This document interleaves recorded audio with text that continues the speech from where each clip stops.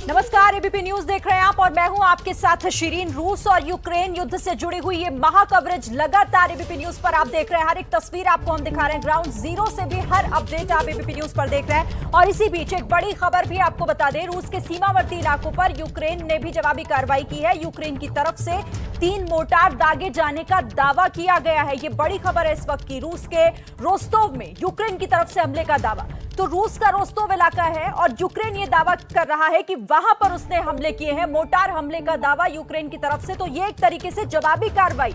रूस जिस तरह से हमले लगातार कर रहा है, पूरे यूक्रेन को चारों तरफ से घेरा जा रहा है, इसी बीच यूक्रेन भी लगातार हर वार का पलटवार कर रहा है। और रोस्तोव में यूक्रेन की तरफ से हमले की खबर है, ये दावा बड़ा किया गया। और इसी के बीच देखिए लगातार आप तस्वीरें भी देख रहे हैं और हम आपको एक और दिलचस्प तस्वीर दिखाते हैं, क्योंकि इस युद्ध में लगातार जो तस्वीरें सामने आ रही हैं, एक और तस्वीर इसी से जुड़ी देखिए कि यूक्रेन में किस तरह की तबाही। ये थोड़ी देर पहले की तस्वीरें, रूस की तरफ से जो हमला किया गया, ये कीव की तस्वीरें हैं, राजधानी कीव की, यूक्रेन की राजधानी। और उसको देखिए एक इमारत को किस तरीके से यहां पर निशाना बनाते हुए हमला किया गया, उस पूरी इमारत को नेस्तनाबूद कर दिया गया। और इसी तरीके से कीव में यहां पर ऐसी कई तस्वीरें सामने आ रही हैं।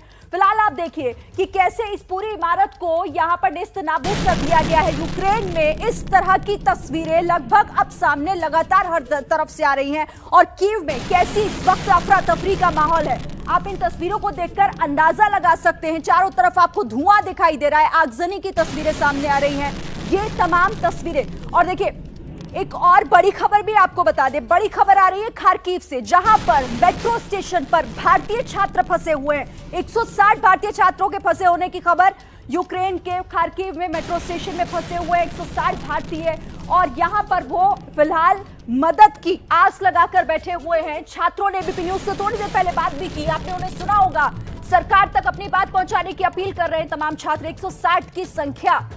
और छात्रों ने भारत सरकार से सुरक्षित निकालने की अपील की है। और एबीपी न्यूज ने इन तमाम छात्रों से बात की और आपको बताते हैं कि किस तरीके से जो छात्र फंसे हुए हैं उन्हें कैसे निकाला जाएगा। फिलहाल तो देखिए ये चुनौती है, लेकिन तस्वीरें भी आपको लगातार हम दिखा रहे हैं। देखिए किस रास्ते से भारतीय नागरिकों का रेस्क्यू होगा, ये मैप के जरिए आपको समझाने की कोशिश करते हैं। जहां पर छात्र, यूक्रेन इस वक्त संकट से जूझ रहा है और यूक्रेन में भारतीय छात्र फंसे हुए हैं, उन्हें पोलैंड के जरिए निकालने की कोशिश की जा रही है। इसके अलावा हंगरी, और तीसरी जगह जो आप ये देख रहे हैं ये रोमानिया, यानी कि पोलैंड, हंगरी और रोमानिया, इन्हीं तीनों ये एक जरिया है जहां से यूक्रेन में फंसे हुए छात्रों को निकालने की कोशिश की जा रही है। ये रेस्क्यू ऑपरेशन जो बड़े स्तर पर चलाया जा रहा है वो इन्हीं 3 रास्तों के जरिए निकाला जाएगा, यानी कि कीव से पोलैंड के रास्ते, हंगरी और रोमानिया, इन तीनों जगहों पर यहां पर रेस्क्यू ऑपरेशन की तैयारी की गई है। जो छात्र फंसे हुए हैं अलग अलग जगहों पर, यानी कि यूक्रेन में इस वक्त जो स्थिति बनी हुई है, यूक्रेन से इन जगहों पर पहले ले जाया जाएगा और फिर उसके बाद उनका रेस्क्यू कुछ इस तरीके से होगा। और देखिए यूक्रेन में भारतीय दूतावास की एडवाइजरी क्या जारी की गई है, यह भी जानना जरूरी है। यूक्रेन के पड़ोसी राज्यों के बॉर्डर पर भारतीय अधिकारियों के संपर्क में रहें, यह बेहद जरूरी है। दूसरी बड़ी बात यह कि बिना किसी सूचना बॉर्डर पर ना जाएं। पहले सूचना यानी इन्फॉर्म करने के बाद ही आप बॉर्डर पर जाएं, उससे पहले नहीं। अधिकारियों को हर मूवमेंट के बारे में जानकारी होनी चाहिए आपकी, ये बताना बेहद जरूरी है। यूक्रेन के पश्चिमी शहर दूसरे इलाकों के मुकाबले सुरक्षित हैं, यानी यूक्रेन का जो पश्चिम इलाका है वो बाकी जगहों से सुरक्षित है। फिलहाल पूर्वी इलाकों में फंसे हैं तो उचित सुरक्षा के साथ रहें। खतरा यहां पर आपके लिए ज्यादा हो सकता है। पूर्वी इलाका यूक्रेन का, उचित सुरक्षा के साथ यहां पर आप रहें। तो ये फिलहाल वो एडवाइजरी है जो जारी की गई है यूक्रेन में उन तमाम लोग जो फंसे हुए हैं, उन तमाम फंसे हुए लोगों को यहां से निकालने की, क्योंकि भारत की तरफ से देखिए कोशिश भी लगातार की जा रही है। और एबीपी न्यूज की कोशिश है कि उन तमाम फंसे हुए छात्रों से हम बात करें। हम कोशिश ये कर रहे हैं ताकि उनकी जो बात है वो सरकार तक पहुंच सके और उनके लिए जो जरूरी जानकारी हम उन तक पहुंचा सकें। हमारे साथ खास मेहमान भी लगातार बने हुए हैं, कर्नल दानवीर और कर्नल राठौर को भी आप देख रहे हैं। कर्नल दानवीर, ये कितना मुश्किल होगा बड़े स्तर पर, क्योंकि एक ऑपरेशन चलाना होगा, जगह जगह छात्र फंसे हुए। इनफैक्ट सबसे जो गंभीर स्थिति जो समझ में आई मेरे को वो खार्किव में जो स्टूडेंट्स फंसे हुए हैं, जिसका थोड़ी देर पहले स्काइप पर इंटरव्यू भी किया, वो स्थिति जो है बहुत ही चिंताजनक है। जैसा कि वो बच्चे बता रहे थे कि सिविलियंस को हथियार दे दिए गए हैं और अब उनको डर है कि कहीं लूटपाट ना हो जाए। तो जान माल दोनों की जो सुरक्षा है वो बहुत मुश्किल है, गंभीर है, और बहुत ही सिचुएशन जो है बहुत ही डायनेमिक और बहुत ही फ्लूइड हो गई है। अब इसमें इंटरेस्टिंग बात यह है कि खार्किव जो है वो रशिया के बॉर्डर के बहुत नज़दीक है, महज 30 किलोमीटर दूर है। तो क्या भारत को रशियन से गुहार लगानी चाहिए खार्किव से बच्चों को निकालने की, रादर देन खार्किव से ये बच्चे पूरे ईस्टर्न यूक्रेन को क्रॉस करके और फिर वेस्टर्न साइड में आए, जो कि बिल्कुल इम्पॉसिबल सी सिचुएशन लग रही है, क्योंकि लड़ाई इस समय पूरे ईस्टर्न यूरोप में चल रही है और कुछ पता नहीं होगा, फॉग ऑफ वॉर है कि कौन कहाँ पे है, कैसे है। तो ये बहुत ही डिस्टर्बिंग खबर है कि 160 बच्चे जो हैं वो अभी खार्किव में फंसे हुए हैं। अच्छा सर, मैं आपको यहाँ पर रोकना चाहूंगी। बड़ी खबर और आ रही है, जो भारतीय छात्र फंसे हुए हैं यूक्रेन में, उनसे सरकार ने अपील की है। भारत सरकार की अपील यह है कि जो उनके वाहन है वो उस पर भारतीय झंडा जरूर लगाएं। सफर करने वाले यूक्रेन में फंसे हुए भारतीयों से केंद्र सरकार की अपील, जो सफर करने वाली गाड़ी हैं उन पर तिरंगा जरूर लगाएं, यानी कि भारत का तिरंगा उन गाड़ियों पर लगा होना चाहिए। यूक्रेन में फंसे हुए भारतीयों को लाने का काम भी जारी है और इसी बीच ये जानकारी मिल रही है। और अब एक बार ग्राउंड जीरो का रुख कर लेते हैं। ग्राउंड जीरो पर हमारे संवाददाता प्रणय लगातार बने हुए हैं, हर एक जानकारी हम तक पहुंचा रहे हैं। प्रणय, अब वहां फंसे हुए छात्रों को कैसे निकाला जाए, चुनौती तो है ही, लेकिन कोशिशें लगातार हो रही हैं। खबर यह भी है कि सरकार की तरफ से यह कहा गया है कि जो भी सफर कर रहे हैं अपनी गाड़ियों में तिरंगा जरूर लगाएं। बिल्कुल, सरकार की तरफ से ये ज़रूर कहा गया है शिरीन, लेकिन मैं आपको बता दूं कि तस्वीर जो है वो कुछ इस तरीके की है। स्थिति काफ़ी तनावपूर्ण लग रही है, ख़ासतौर पे शहर के अंदर अब जो सिक्योरिटी फोर्सेस का बिल्डअप है वो बढ़ता जा रहा है।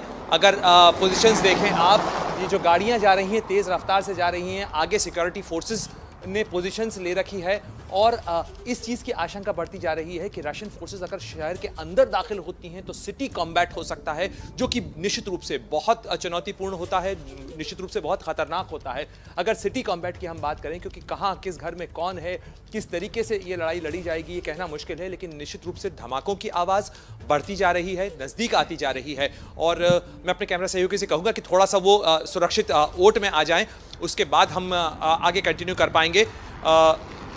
जहां तक भारतीय छात्रों का सवाल है, निश्चित रूप से इस स्थिति के मद्देनज़र मैं आपको बताने की स्थिति में बता सकता हूं कि फिलहाल कीव में 200 से ज़्यादा जो भारतीय छात्र फंसे हुए हैं, फिलहाल उनके कीव से निकलने की कोई सूरत नज़र नहीं आ रही है।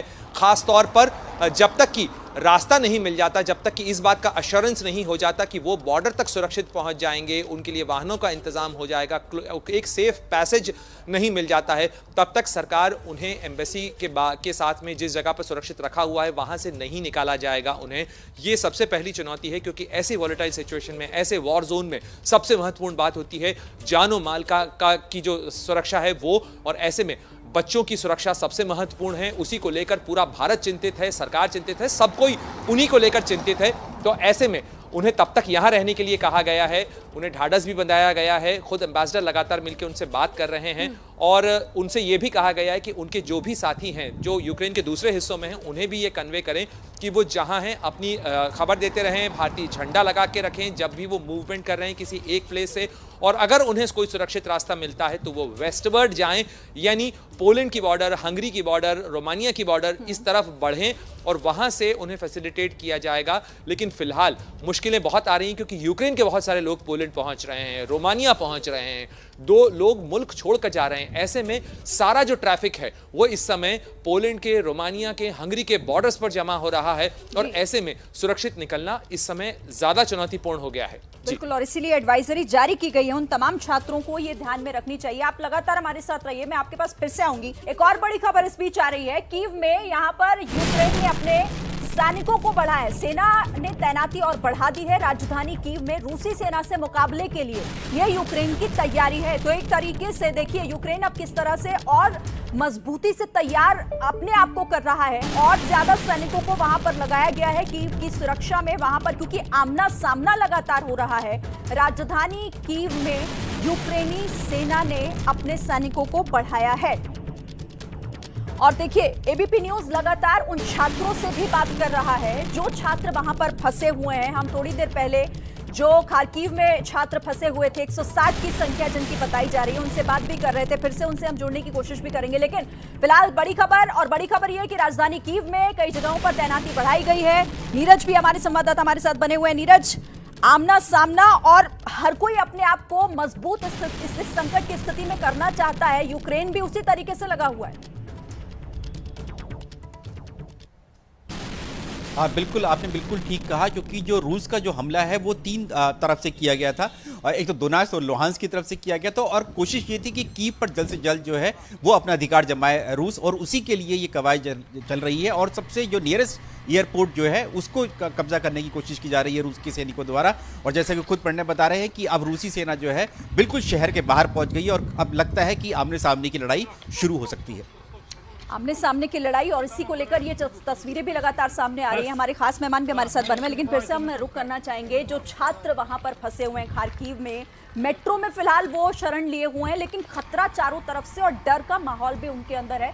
अमन मेरे साथ बने हुए हैं। अमन, क्योंकि इस वक्त आप एबीपी न्यूज पर हैं, आपके परिवार वाले भी आपको सुन और देख पा रहे होंगे, कुछ कहना आप लोग चाहते हैं, आप या आपके साथी अपने परिवार वालों से? मैम, अभी हमारा जो गवर्नमेंट के ऊपर ही ट्रस्ट है, जो इंडिया की गवर्नमेंट है, और इवैक्यूएशन जल्दी से जल्दी हमारी करना चाहती हूँ। आप अपना कैमरा प्लीज सीधा कर लीजिए। हाँ जी मैम, इवैक्यूएशन है जो हमारी जल्दी से जल्दी की जाए। अभी बॉम्बिंग है, अभी स्टार्ट हो चुकी है यहाँ पे। अच्छा, तो अभी रिक्वेस्ट कर रहे हैं कि हमें जल्दी से जल्दी निकाला जाए, और बस यही है हमारे पास, और इसके अलावा हमारे पास कुछ नहीं। आपने कहा कि बॉम्बिंग शुरू हो चुकी है, कुछ आवाज धमाके आप लोगों को क्या वहां पर सुनाई दे रहे हैं बाहर अभी? हाँ जी मैम, सुनाई दे रहे हैं। हम तभी अभी सभी नीचे आ गए हैं, मेट्रो के अंदर बंकर है जो नीचे अंडरग्राउंड, और अभी स्टार्ट हो चुका है। और इलेक्ट्रिसिटी भी जानी स्टार्ट हो गई है कुछ जो स्टेशन है उनसे। तो अभी हमारी तो यही रिक्वेस्ट है कि जल्दी से जल्दी हमें इवैक्यूएशन किया जाए। ठीक है, देखिए आप लोग अपना बहुत ख्याल रखिए, जो भी सुरक्षित जगह आप लोगों को लगे आप वहीं रहिएगा। लेकिन फिर से मैं आपसे कहना चाहती हूँ, क्योंकि परिवार वाले आपके जाहिर तौर पर परेशान होंगे, कुछ अगर आप कहना चाहें अपने परिवार को, या कोई भी महत्वपूर्ण कोई मैसेज आप लोगों को देना हो अगर फैमिली को, तो आप इस चैनल के माध्यम से दे सकते हैं एबीपी न्यूज पर। मैम, जो फैमिलीज हैं मैम, पैनिक्ड हैं, सभी की हैं। जैसे मेरे साथ जितने भी हैं, जो हमारे जूनियर स्टूडेंट भी है, जो मैं भी हूँ, मेरे को ऑलमोस्ट 6 ईयर हो गए थे यहाँ पे। और फैमिली में यही मैसेज है कि हम जरूर यहाँ से निकलेंगे। हमें जो गवर्नमेंट है इंडिया की, उस पर हमें भरोसा है पूरा, तो निकल जाएंगे हम। बिल्कुल, ये हौसला और ये भरोसा बनाकर रखिएगा। अब आप अपने आप साथियों से भी अगर चाहें, वो भी अगर कुछ कहना चाहते हैं, आपके आसपास और भी छात्र मौजूद हैं, उन स्टूडेंट से भी आप हमारी बात करा सकते हैं, वो अपनी फैमिली से कुछ कहना चाहते हैं। बस यही कहना है कि हमें जल्दी से जल्दी यहाँ से इवैक्यूएट किया जाए, और थोड़ा मतलब हम डरे हुए हैं। ठीक है, हमने हौसला रखा हुआ है कि हाँ हम सही पहुँच जाएंगे घर पे। बस यही है कि इंडियन गवर्नमेंट हमें ट्रस्ट है उस पर कि ठीक है, हमें जल्दी से जल्दी निकालेगी इंडियन गवर्नमेंट यहाँ से। ठीक है, आप और कोई बात करना चाहता है? हाँ जी, अभी करा देते हैं। मैम, मैं क्या बैक कैमरे से आपको दिखा दूं क्या? बिल्कुल।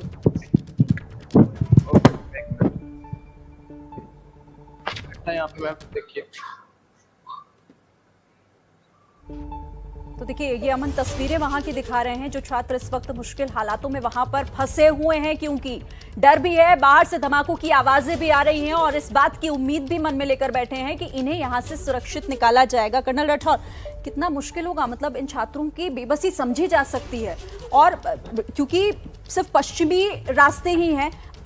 अच्छा, मैं आपके पास आती हूँ, लेकिन एक बार तस्वीरें एक बार फिर से दर्शकों को दिखा देते हैं। ये वो तस्वीरें जो छात्र अमन हमारे साथ जुड़े हुए हैं वो दिखा रहे हैं, कुछ लोग और भी उनके साथ हैं।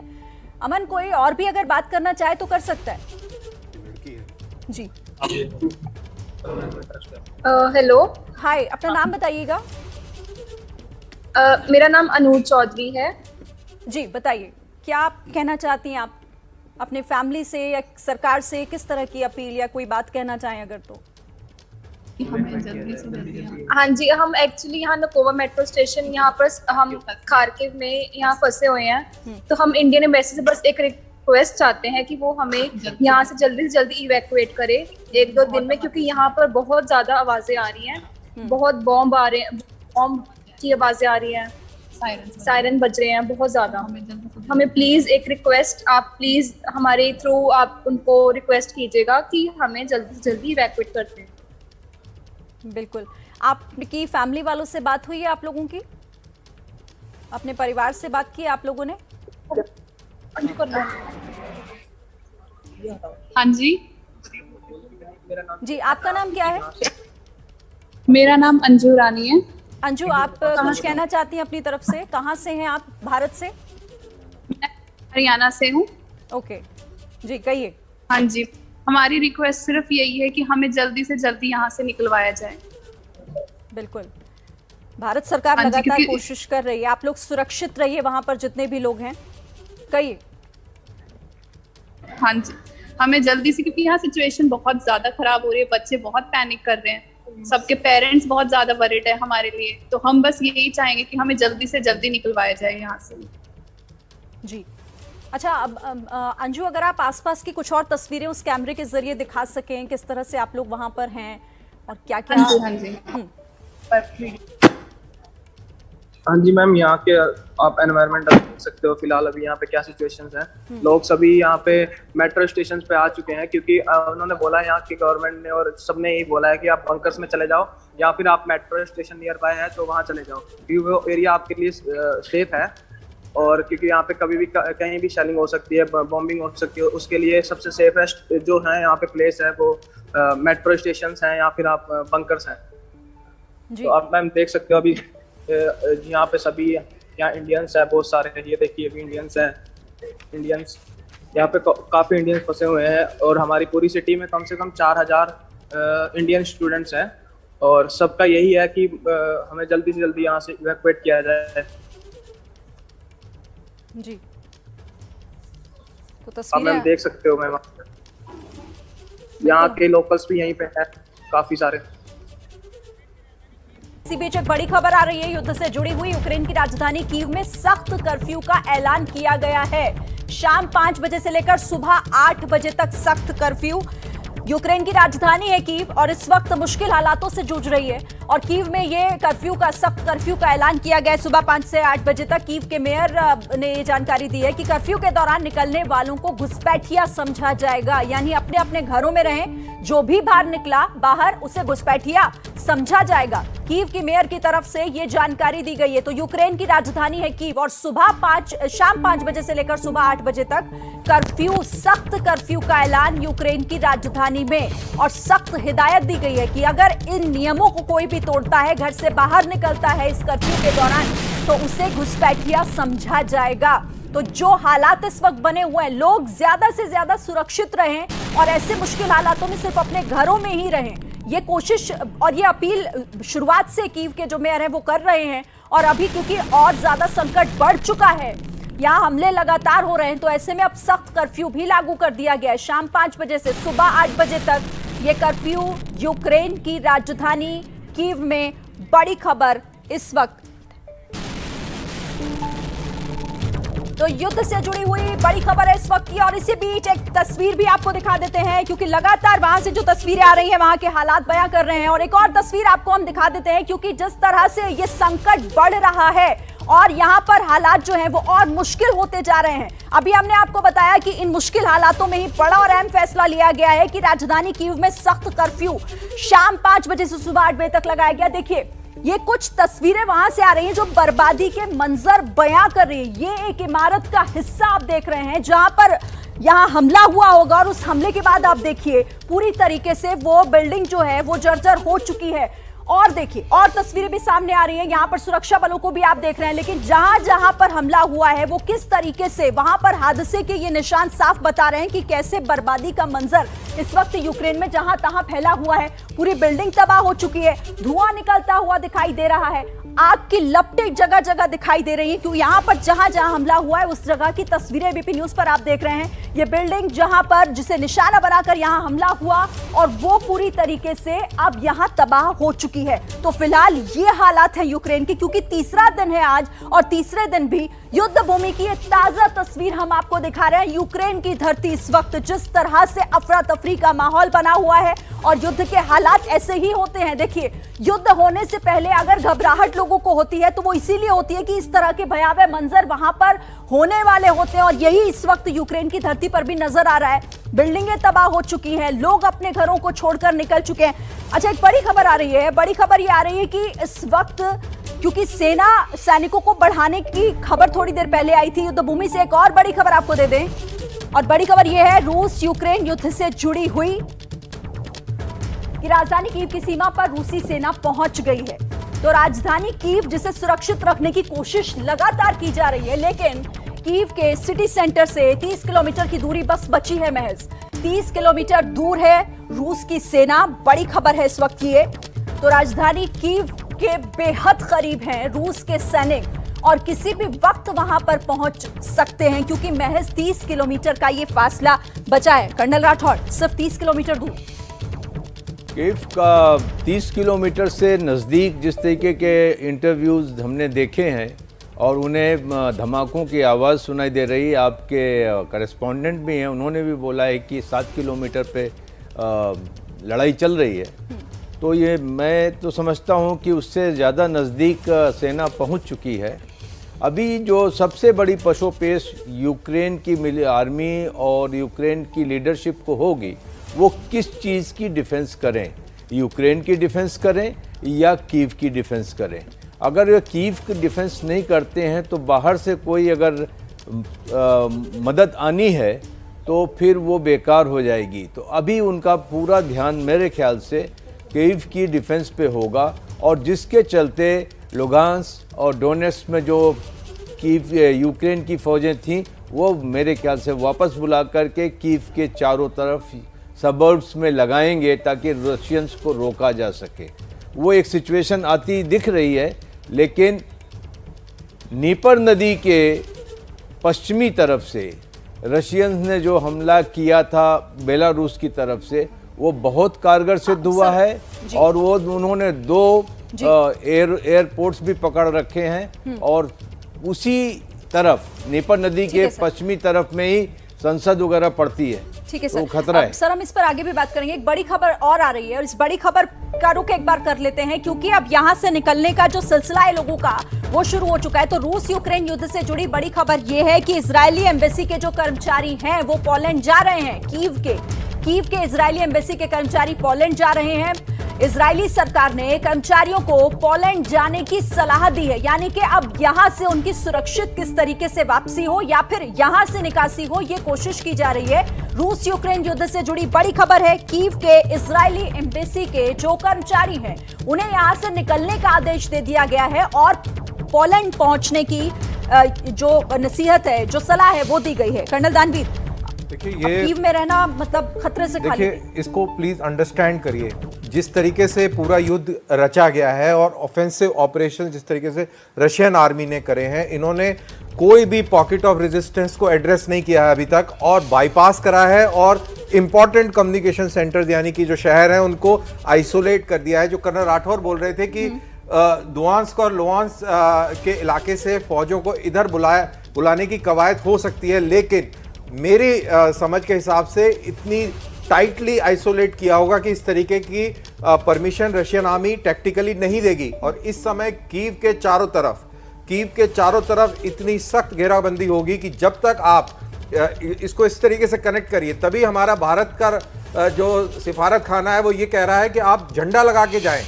तो कोई भी नॉन कॉम्बिडेंट अगर वहां से जा रहा है, स्पेशली एम्बेसी के छत्र छाया में और गाइडेंस में किसी भी कंट्री का, चाहे आप इजरायली एम्बेसी की बात कर लें, ये सब अपने अपने मुल्क का झंडा लगा के जाएंगे बिकॉज कॉम्पिटेंट वहां से अब ना निकल सकता है ना वहां पे कोई अंदर आ सकता है।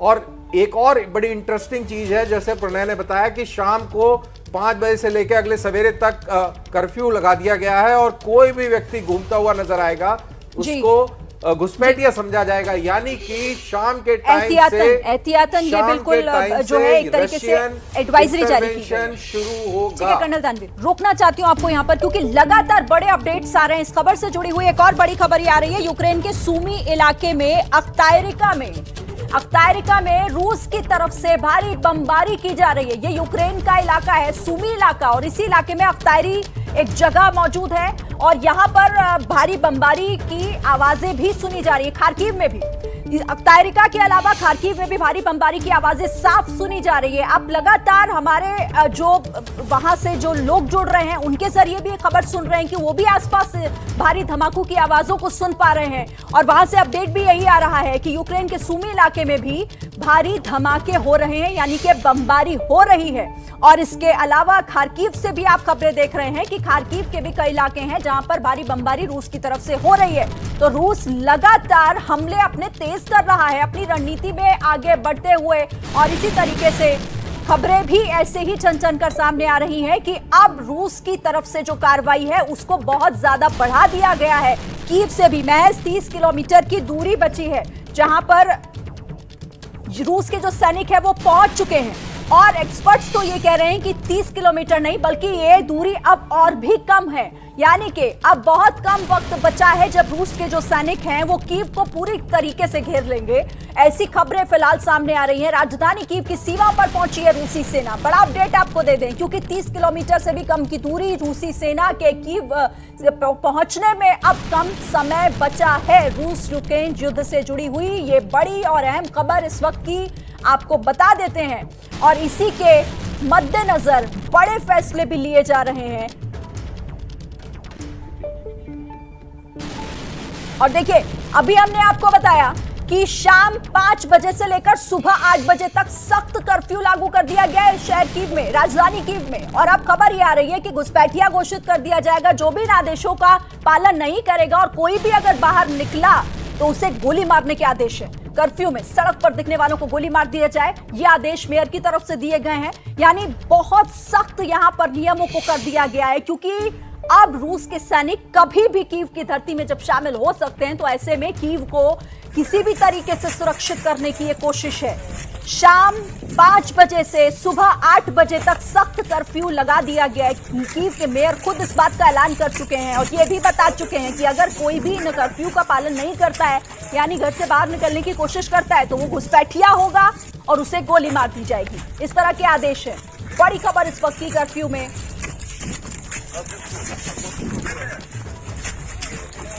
और देखिए, अब क्योंकि लगातार दूसरे देशों की प्रतिक्रिया भी सामने आ रही है, एक बड़ी खबर और बता दें आपको इसी से जुड़ी हुई। फ्रांसीसी राष्ट्रपति की तरफ से एक बड़ा बयान आया है यूक्रेन युद्ध को लेकर कि ये अभी युद्ध लंबा चलेगा। रूस यूक्रेन का युद्ध अभी लंबा चलेगा। ये फ्रांसीसी राष्ट्रपति मैक्रों की तरफ से ये बड़ी बयानबाजी की गई है, ये बड़ा रिएक्शन उनकी तरफ से आया है। और साथ ही एक तरीके से उन्होंने ये चेतावनी दी कि रूस को इस हमले का अंजाम भुगतना होगा। यूक्रेन ने रूस के खिलाफ मदद मांगी फ्रांस से, और अब इसे लेकर ये बड़ा बयान फ्रांसीसी राष्ट्रपति की तरफ से आया है, जिसमें वो ये कह रहे हैं कि अभी ये जो युद्ध है ये लंबा चलेगा और भुगतने होंगे अंजाम। कर्नल राठौर, देखिए, जो आपने सुमी का इलाका बताया है वो खार्किव और चेर्नोकिव के बीच में आता है। रशियन सेनाएं दोनों खार्किव और चेर्नोकिव से कीव की तरफ बढ़ रही हैं। अगर सुमी से भी इन्होंने अटैक शुरू किया है, इसके मतलब है कि और भी फौज अब कीव की तरफ आ रही है। तो नीपर नदी के पूर्वी तरफ का जो हिस्सा है कीव से शहर का, उसको घेरने की और उसको गिराने की अब तैयारी शुरू हो गई है। तो अभी 3 तरफ से कीव पे अटैक शुरू होने वाले हैं। 2 जगह से तो शुरू हो गया है, चेर्नोखीव और खार्किव से। अब दूसरा जो इन्होंने फ्रंट खोला है वो सुमी से खोला है, जो आप अभी बता रहे थे। तो इसी तरीके से नीपर नदी के पश्चिमी तरफ से भी अटैक हो रहा है कीव पे, और इसके पूर्वी तरफ से भी अटैक हो रहा है। तो ये जहाँ तक फ्रांस के राष्ट्रपति की ये बात है, ये एक तरीके से पुतिन के लिए भी चिंताजनक है। जल्दी से जल्दी वो अपना ऑब्जेक्टिव यूक्रेन में पूरा करके निकलना चाहेंगे, और वो ऑब्जेक्टिव ये होगा कि किसी तरीके से कीव पे कब्जा किया जाए।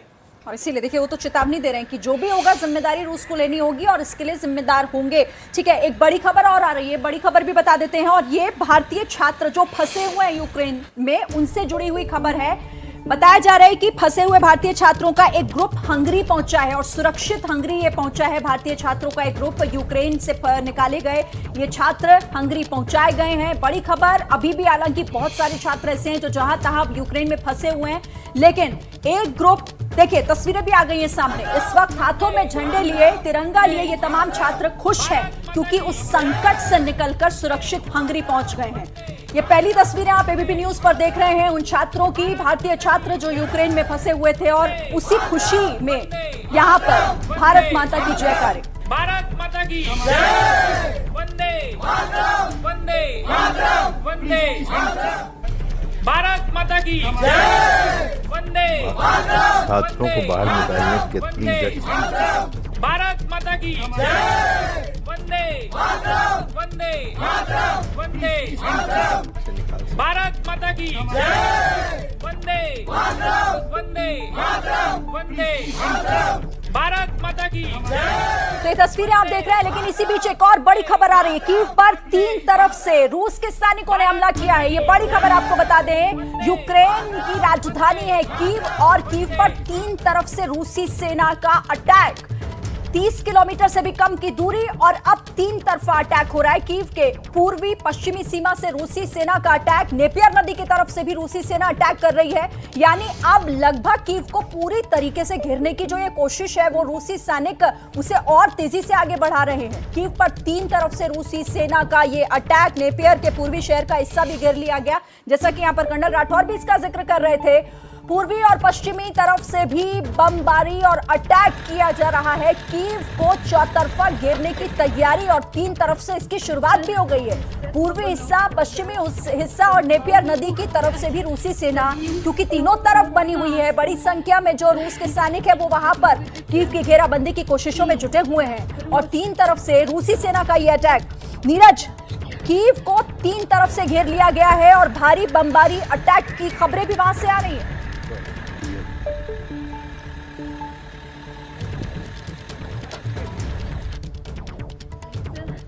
नीरज, आपको आवाज आ रही है?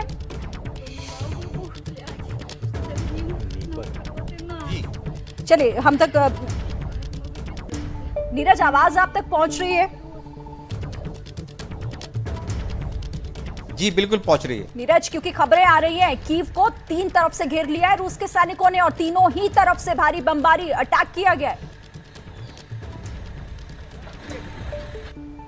बिल्कुल श्रीन, क्योंकि कोशिश ही यही है कि रूसी सेना की जल्द से जल्द कीव पर कब्जा किया जाए और जैसे कि लगातार खबरें भी आ रही थी कि वहाँ के प्रेसिडेंट जो हैं वो वहाँ से भाग खड़े हुए हैं, लेकिन उन्होंने साफ तौर से कहा कि वो वहीं पर हैं। तो अब हम लोग देख सकते हैं कि जो निर्णायक मोड़ पर हो सकता है कि युद्ध जो है पहुँच सकता है, क्योंकि जल्द से जल्द कोशिश होगी रूसी सेना की। और ये भी देखना होगा कि रेजिस्टेंस किस तरह का जो यूक्रेनियन सेना जो है वो रूसी सेना को देती है, क्योंकि अभी तक जो हम लड़ाई देख रहे थे वो क्रूज मिसाइल की देख रहे थे, रॉकेट लॉन्चर्स की देख रहे थे, या फिर जो एयर डिफेंस सिस्टम की उनकी लड़ाई देख रहे थे। लेकिन अगर अब जो आमने सामने की लड़ाई हो सकती है, जब यूक्रेन की जो कैपिटल है कि वहां पर अगर घुसने की कोशिश करते हैं, कब्जा करने की कोशिश करते हैं, तो ये माना जा सकता है कि यूक्रेन के सैनिक जो है वो उसको जरूर जो है रिटेलिएट करेंगे, यानी उनको जवाबी कार्रवाई जरूर करेंगे। ठीक है, तो देखिए कोशिश भी वही हो रही है, मकसद भी वही है और वही कोशिशें आगे बढ़ते हुए फिलहाल रूसी सैनिक जो हैं वो पूरी घेराबंदी की तैयारी कर चुके हैं। लेकिन इसी बीच खबरें और भी आ रही हैं, इसके असर और इसके प्रभाव से जुड़ी हुई सोशल मीडिया साइट्स क्रैश हो गई हैं रूस में। रूस में जो सोशल मीडिया साइट्स हैं जैसे फेसबुक है, इंस्टाग्राम है, ट्विटर है, वो रूस में क्रैश हो गए हैं। अब ये एक तरीके से साइबर अटैक है या फिर इसे फिलहाल रोका गया है इन तमाम सुविधाओं को, इस पर फिलहाल अभी इसका इंतजार करना होगा। लेकिन क्रैश हो चुकी हैं पूरी तरीके से ये साइट्स, चाहे फेसबुक हो, इंस्टाग्राम हो, ट्विटर हो। रूस में इन तमाम वेबसाइट्स को फिलहाल एक्सेस नहीं किया जा रहा है और इन्हीं तमाम खबरों को लेकर कई तरह के सवाल भी उठ रहे हैं। बड़ी खबर से जुड़ा हुआ एक अपडेट भी आपको दे रहे हैं, साथ ही उस सवालों पर भी नजर डालना जरूरी है जो सवाल इस खबर के सामने आने के बाद उठ रहे हैं कि आखिर ये है क्या ये साइबर अटैक है? क्योंकि जिस तरीके से रूस में सोशल मीडिया क्रैश हुआ है उसके पीछे साइबर अटैक तो नहीं है। बहुत महत्वपूर्ण सवाल है ये कि कहीं ये साइबर अटैक तो नहीं है। तमाम सोशल साइट्स यहाँ पर जो है वो पूरी तरीके से क्रैश हो गई हैं। दूसरा सवाल, क्या अमेरिकी कंपनियों ने जानबूझकर ऐसा किया है? अमेरिकी कंपनियों, रूस में सोशल मीडिया को पूरी तरीके से क्रैश कर दिया गया है। क्या रूस ने जानकारी बाहर जाने के डर से ऐसा तो नहीं है कि बंद करा दिया है, यह भी हो सकता है कि ताकि यहां पर जो जानकारियां हैं वो बाहर ना जाएं, लोगों में ना पहुंचे, और इसीलिए ये तमाम सवाल जो हैं वो महत्वपूर्ण हो जाते हैं। कर्नल दानवीर, आपको भी कहीं ऐसा तो नहीं लग रहा ये साइबर अटैक तो नहीं है, जानबूझकर तो नहीं ऐसा हुआ? देखिए, साइबर अटैक है या जान के इनको स्थगित कर दिया है, ड्रॉप कर दिया है, कुछ भी हो सकता है बेसिकली। और इसके ऊपर पहले भी बात हुई थी, और रशिया भी नहीं चाहेगा कि इन प्लेटफॉर्म्स का ऑपरेशन रशियन टेरिटरी पे हो, क्योंकि जो रशियन एम और मुद्दे से अलग तरीके का मत रखते हैं वो भी इन प्लेटफॉर्म्स का प्रोपेगेंडा के लिए इस्तेमाल कर सकते हैं। तो ये रशिया के हित में भी जाता है कि ये प्लेटफॉर्म्स काम ना करें। तो क्या ये यूएस ने ये इनको प्लेटफॉर्म्स को स्थगित किया है या रशियंस ने इसको ड्रॉप करवाया है, ये भी एक बहुत बड़ा सवाल है। बिल्कुल, यही महत्वपूर्ण सवाल हो जाता है क्योंकि युद्ध के संकट के बीच इस तरह की खबरें आना। सर, एक कमेंट आपसे भी मैं चाहूंगी, कर्नल राठौर।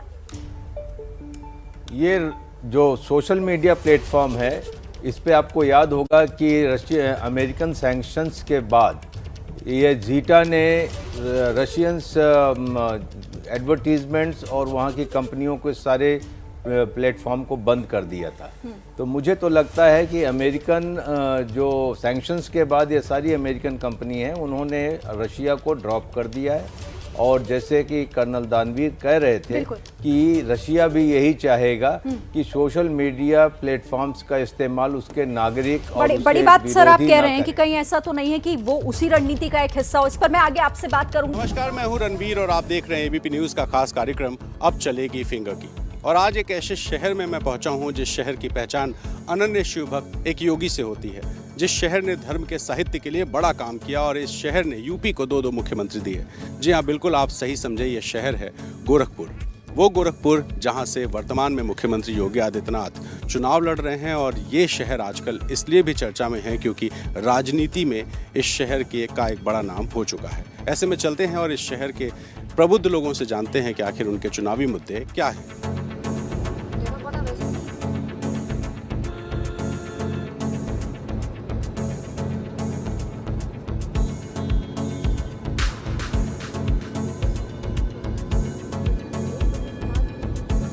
ये गोरखपुर के गोलघर का मंगलम टावर है और जिस जगह मैं खड़ा हूँ कभी यहाँ पूर्व मुख्यमंत्री वीर बहादुर सिंह का घर हुआ करता था और आज ये मंगलम टावर व्यापार का एक बड़ा केंद्र है। और मेरे साथ कुछ व्यापारी हैं जो बताएंगे कि उनकी फिंगर की आखिर किसके लिए चलेगी, किन मुद्दों पर चलेगी। पहले आपसे बात करता हूँ। सर, आप व्यापारी हैं, क्या नाम है, क्या करते हैं? व्यापारी हूँ मैं, पवन जैन नाम है मेरा और लगेज का शोरूम है मेरा। जो इस बार चुनाव में आपके लिए क्या मुद्दा है? लूट छिनैती ये सब, पहले व्यापारी उससे बहुत परेशान थे, जो कि आज एकदम नगण्य के बराबर है। और बाकी देखिए तो कोई बहुत ऐसा किसी भी सरकार के कार्यकाल में, मैं पार्टियों का नाम नहीं लूँगा, व्यापारियों के लिए बहुत ज़्यादा नहीं सोचा जाता है। जो है कोई भी सरकार आती है तो वो अपने हिसाब से ऐसे लोगों को जो वोट बैंक के रूप में मुख्य होते हैं उन्हीं लोगों को वो अपना समझती है, व्यापारियों को बहुत अपना नहीं समझती। मेरे हिसाब से अगर चुनाव की बात की जाए तो व्यापारी के लिए सबसे प्रमुख जो चीज़ होती है वो है सुरक्षा। बिना सुरक्षा के और विकास के कोई भी व्यापारी आगे पनप नहीं सकता। हमारा पीढ़ी दर पीढ़ी ये व्यापार है और हम लोगों ने गोलघर में बहुत नज़दीक से देखा है दिन दहाड़े गुंडई, छिनौती और इवन हत्या तक बहुत कॉमन सी बात हुआ करती थी। लेकिन आप देखिए गोरखपुर ही नहीं, अब पूरे उत्तर प्रदेश में एक शांति का माहौल है। ये दिल मांगे मोर, तो हम सेटिस्फाई तो कभी हो ही नहीं सकते। तो हम यही चाहेंगे जीएसटी के मामले में थोड़ा सा और स्लैब्स एक आध कम कर दिए जाए, चाहे नीचे वाले को बढ़ा दिया ऊपर को कम कर दिया जाए। एक मुद्दा, एक मिनट। और सबसे बड़ा व्यापार के लिए देखिए, व्यापार करने के लिए बिजली हमारी उपलब्धता नहीं के बराबर थी, अब हमारे पास बिजली 24 घंटे मिल रही है। इससे हम लोग के लिए व्यापार के लिए बहुत आसान है और यही सब हमारे लिए मुद्दा है। सड़कें देख लीजिए, अच्छे सीसी रोड बनने से हमारे आवागमन सुलभ हो गया है, तो हमारे काम करने बहुत आसानी है। मेरा नाम समीर कुमार है, मैं टेलीकॉम के हर प्रोडक्ट को बेचता हूं, lease line, broadband, PRI. Round the clock हम व्यापार कर सकते हैं, ये बहुत बड़ी चीज़ है। जो लूटने वाले थे वो प्रदेश छोड़ के बाहर चले गए। अनगिनत केसेस आपने देखे होंगे कि गुंडों के पैर में इस सरकार ने गोली मारी। तो व्यापार सुलभ है इस सरकार। फॉर्मेलिटीज में सहूलियत सहूलियतें मिली हैं, लेकिन कुछ सहूलियत और भी हो सकती है और सरकार से उम्मीद है कि जो सरकार आएगी वो सहूलियत उनको देगी। लेकिन फिलहाल गोरखपुर के व्यापारियों के लिए मुद्दा है कानून व्यवस्था। चलते हैं, कुछ और लोगों से बात करते हैं और जानते हैं कि आखिर इस बार गोरखपुर के जो प्रबुद्ध वर्ग हैं या खास एक वर्ग है उसका क्या मुद्दा है।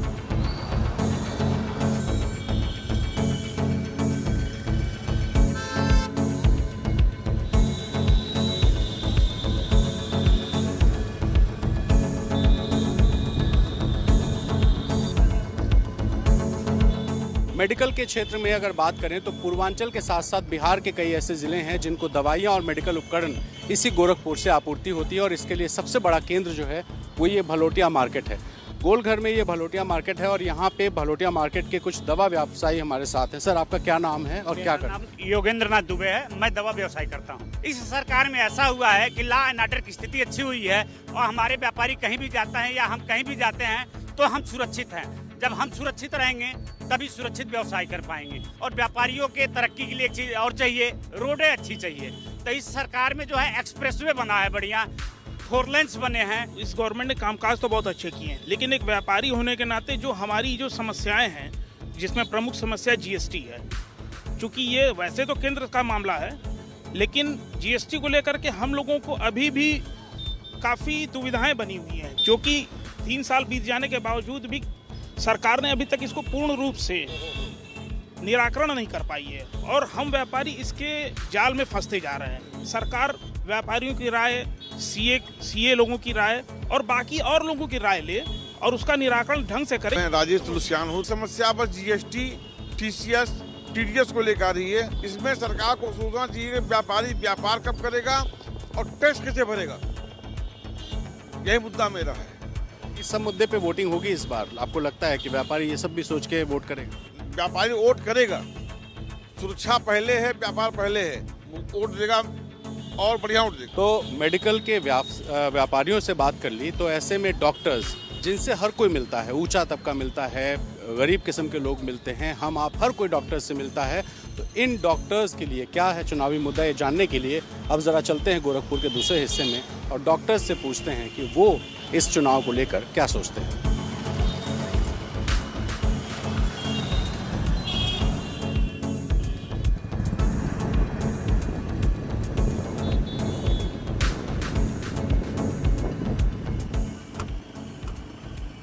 गोरखपुर एक ऐसा शहर है जिस शहर में एन्सेफेलाइटिस फैला होता था और इस पूरे इलाके में, पूर्वांचल में, इस शहर में लोग इलाज के लिए आते थे। ऐसे में डॉक्टर्स का महत्व बहुत बढ़ जाता है और ये डॉक्टर्स क्या सोचते हैं इलेक्शन को लेकर के, क्या चाहते हैं आने वाली सरकारों से, जानने के लिए मैं शाही ग्लोबल अस्पताल में हूँ, जहाँ पे शाही ग्लोबल के ओनर भी हैं और तमाम सारे डॉक्टर्स भी इनसे बात करते हैं।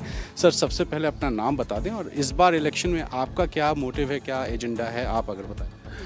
नमस्कार दोस्तों, मैं डॉक्टर शिव शंकर शाही, मैं अध्यक्ष इंडियन मेडिकल एसोसिएशन गोरखपुर का हूं और शाही ग्लोबल का निदेशक हूं। इस चुनाव में हम सिर्फ विकास के मुद्दे को चाहते हैं और डॉक्टरी फील्ड में अगर देखा जाए तो अभी आयुष्मान भारत की योजना बहुत अच्छी चल रही है, लेकिन इसमें कुछ कमियां हैं। एक कमी है कि एक फिक्स रेट कर दिया गया है, चाहे अमीर बहुत सीरियस है चाहे नॉर्मल हो, सबके लिए एक ही रेट कर दिया गया है। तो उसको फ्लेक्सिबिलिटी किया जाए ताकि सीरियस मरीज का हम इलाज कर सकें। जैसे आईसीयू में भर्ती होने के लिए 35 रुपये मिलता है, फिक्स है।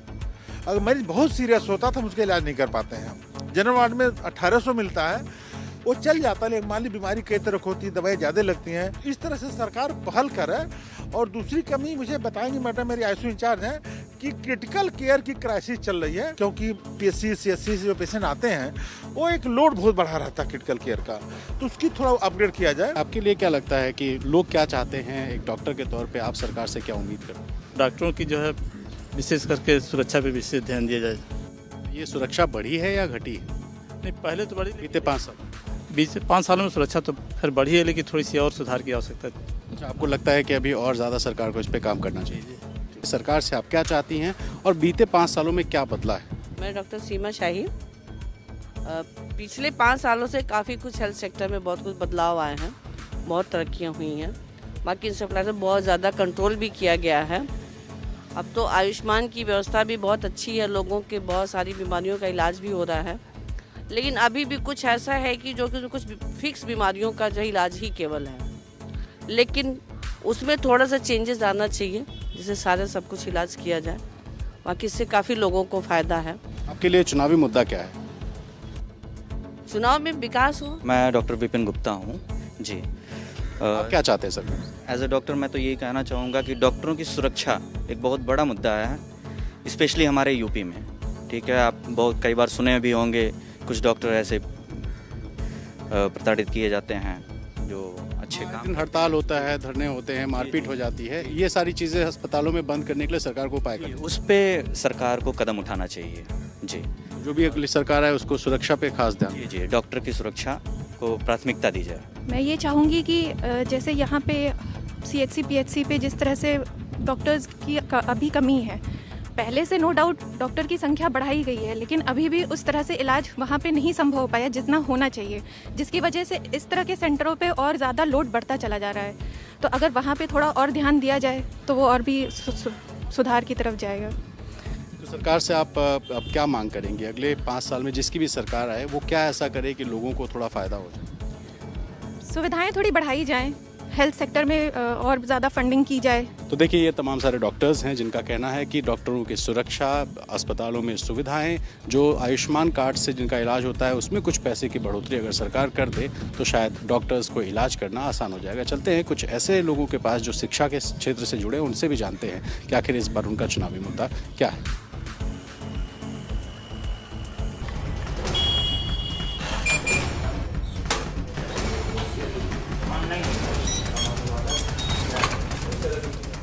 देखिए, बिजनेस की जहाँ तक बात करें, हम लोग आम आदमी हैं कि हमें क्या चाहिए, साधारण जीवन, और बिजनेस से ही हमारा घर चलता है। तो बिजनेस देखिए बढ़ा भी है, लोगों की कैपेसिटी बढ़ी है सामान लेने की, और समझिए कि लोगों को कुछ ना कुछ मिल रहा है तभी लोग अपना खर्च कर रहे हैं।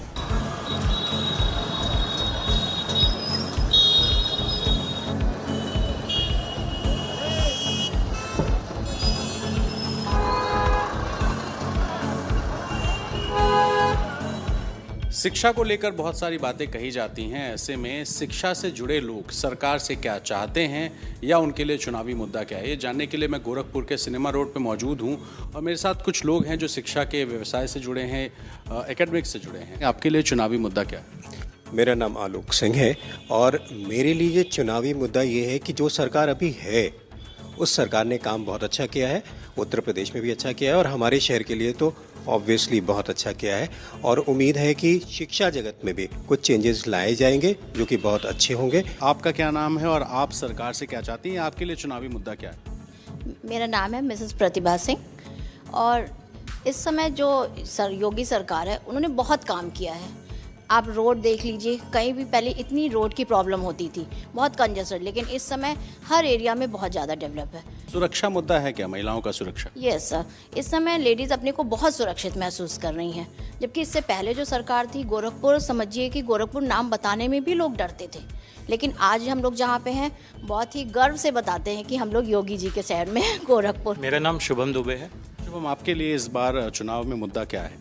मेरे लिए मेन मुद्दा तो पूर्वांचल का विकास है, जो कई दशकों से उपेक्षित रहा है, और एक युवा होने के नाते मेरा एक सबसे बड़ा क्वेश्चन भी ये रहता है कि रोजगार के मुद्दे पे सरकार ने जो पहल की है, जो भ्रष्टाचार व्याप्त था रोजगार के समय में, पिछली सरकारों में जो व्याप्त था, उसको भी सरकार ने क्लब करते हुए उस पर काम किया है। तो मेरा मुख्य मुद्दा रोजगार ही है यहाँ पर।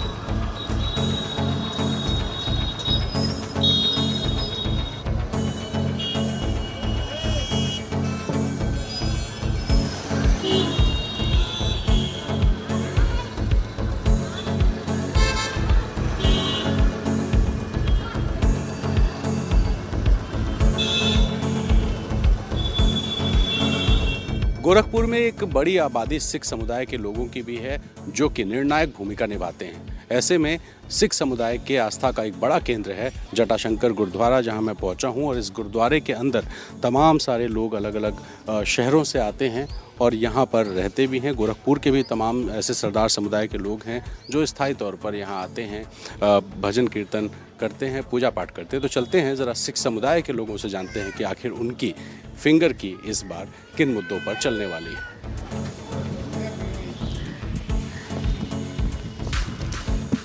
यहाँ तमाम सारे ऐसे लोग हैं जो सिख समाज से जुड़े हुए हैं। इस बार आपकी फिंगर की किन मुद्दों पर चलने वाली है? आपकी उंगलियां जो है इस बार चुनाव में किन मुद्दों पर वोट देने वाली? देखिए, हम लोग तो विकास और राष्ट्रवाद को वोट करेंगे, क्योंकि आज जो भारत की सबसे बड़ी नीड है कि डेवलपमेंट होगा तो बहुत सारे जो करप्शन से अपने आप खत्म हो जाए, और डेवलपमेंट सबका होना चाहिए, हर तबके हर वर्ग का। कहते हैं ना कि चुनाव में फिंगर की चलती है, तो इस बार आपकी फिंगर की किन मुद्दों पे चले? विकास के बिना तो कोई चीज़ संभव ही नहीं है, और विकास के साथ ही फिर जुड़ा होता है एक आपकी सुरक्षा का मुद्दा, और उसमें भी स्पेशली हम बात करें तो महिलाओं की सुरक्षा का मुद्दा।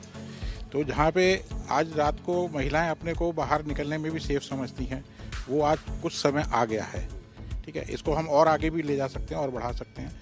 मेन चीज़ और दूसरी रहेगी कि जो अब आगे के लिए है कि वो इंफ्रास्ट्रक्चर को और मजबूत करें हम लोग, जिससे कि विकास भी बढ़े और लोगों को काम धंधे के लिहाज से, रोजगार के हिसाब से, बिजनेस के हिसाब से उन्हें मौके मिले। इलेक्ट्रॉनिक बसेस चला दी हैं, आप देख रहे हो। और मैं कल, आंटी ने बताया उनकी बेटी का इलाज एम्स में चल रहा है, मैं कल उनके साथ एम्स गई थी। वहाँ के डॉक्टर, सिक्योरिटी, प्यून्स, वहाँ की इतनी सफाई देख के इतना अच्छा लगा। इलेक्ट्रॉनिक बस में बैठे, वो इतना अच्छा लगा। आपके लिए इस बार चुनावी मुद्दा क्या है? मेरे लिए चुनावी मुद्दा ये है, जैसे कि महिलाओं को सुरक्षा बहुत मिली है, और रसोई घर से लेके काफ़ी हद तक हमें विकास ही विकास मिला है, और जो कार्य नहीं हुआ है वो आगे भी होगा। प्रदेश में अलग अलग लोग हैं, अलग अलग सोच है, और इसमें गोरखपुर शहर से इतर भी सोच है। तो मिली जुली सोच के बीच में ये जो गोरखपुर शहर है, ये शहर कहीं ना कहीं मुख्यमंत्री के काम के, उनके नाम पर, उनके चेहरे पर खुश होकर ये कहता है कि इस बार उनकी फिंगर की वहीं चलेगी जहाँ विकास होगा।